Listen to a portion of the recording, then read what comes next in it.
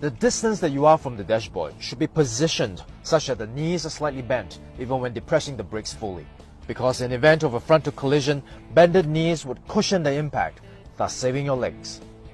If you are seated too far back, your knees would lock up when you do an e-brake.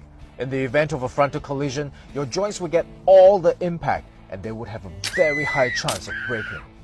Number 2. The inclination of your seat would determine how far your body would be from the steering wheel, and that would affect your arm position. If your elbows are locked, your arms would literally be limited when you try to avoid an accident. Not only will you not be able to move fast enough to steer away from danger, in the event of a collision, like the locked knees, the impact will likely cause injuries to your elbows and shoulders. So the ideal position will be for your arms to be bent and in a relaxed position. You will be able to steer freely and your arms would not obstruct each other when you try to do an evasive maneuver.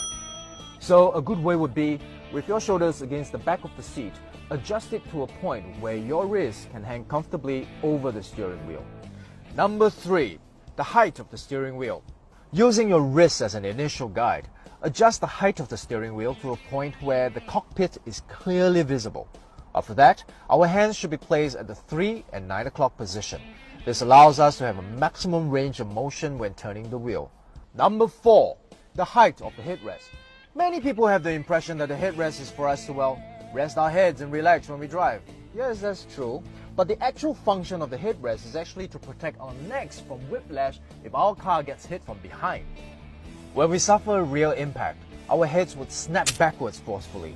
If there is nothing to stop the sudden movement, we risk serious injuries to our neck.